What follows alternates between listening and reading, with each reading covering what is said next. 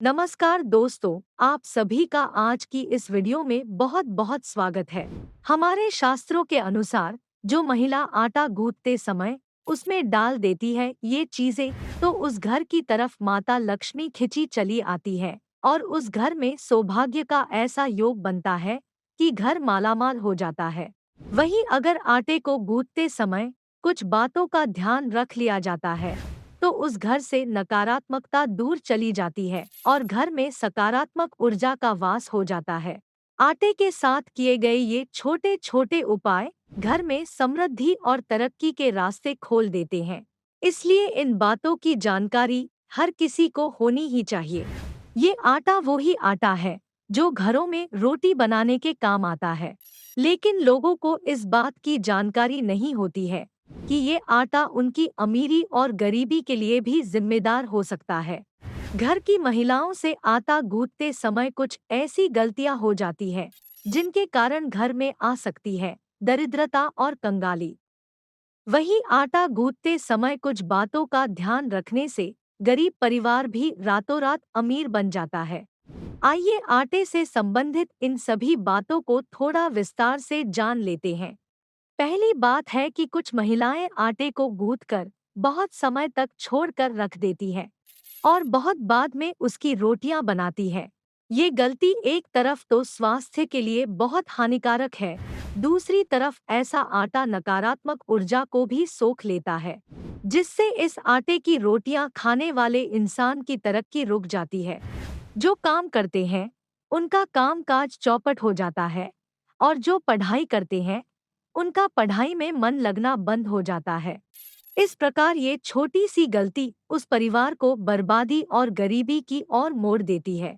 ध्यान रखें कि गुथे हुए आटे से 1 घंटे के अंदर रोटियां जरूर बना लें। कभी भी 1 घंटे से ज्यादा पुराना आटा रोटियां बनाने में इस्तेमाल ना करें। दूसरी बात है कि कुछ महिलाएं आटे को गूंथने के बाद एकदम चिकना करके रख देती है। इससे वो आटा एक अशुभ पिंड के समान हो जाता है और बुरी शक्तियों को अवशोषित कर लेता है। ऐसे आटे से बनाई गई रोटियां भी दूषित हो जाती हैं। इन्हें खाने वाले लोगों पर भी नकारात्मक प्रभाव पड़ता है। इसलिए गुथे आटे को एकदम चिकना करके रखने की बजाय इस पर उंगलियों की छाप बनाकर खुरदुरा करके रखें। इससे ये आटा बुरी शक्तियों से बच जाता है और निर्मल बना रहता है, जिसकी रोटियां खाने वाले लोगों पर सकारात्मक प्रभाव पड़ता है और वो जीवन में सफल होते चले जाते हैं।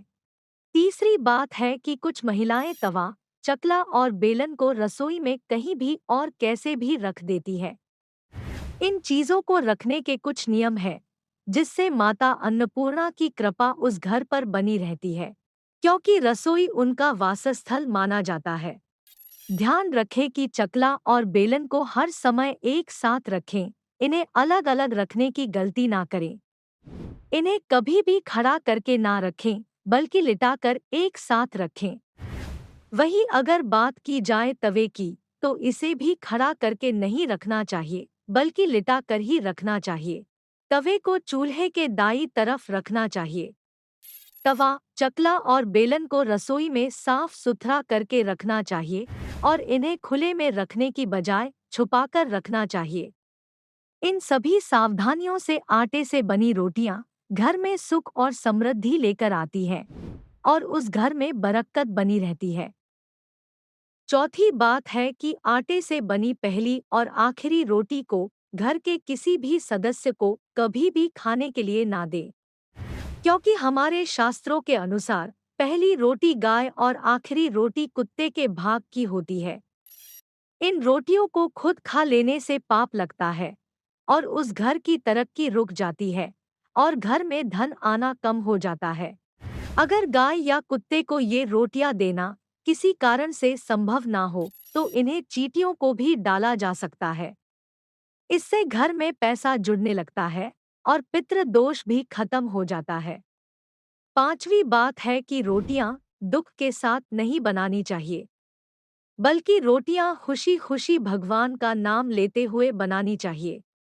खाना बनाते समय हाथ साफ सुथरे और निर्मल होने चाहिए और खाना बनाने के बर्तन भी धुले हुए होने चाहिए।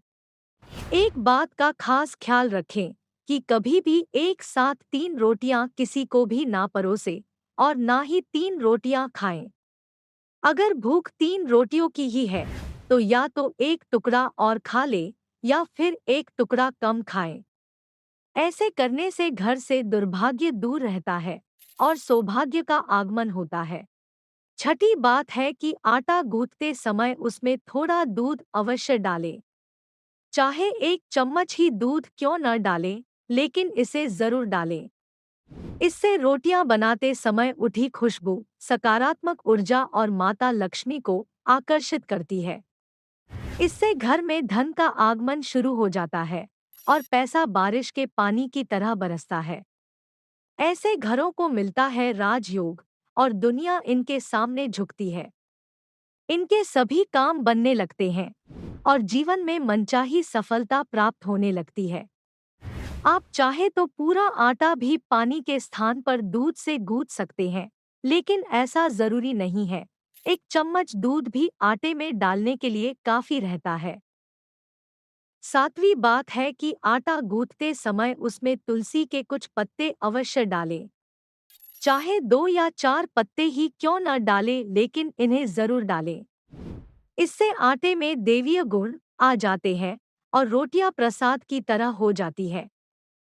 रोटियां बनाते समय ऐसे आटे से उठी खुशबू सकारात्मक ऊर्जा और माता लक्ष्मी को आकर्षित करती है।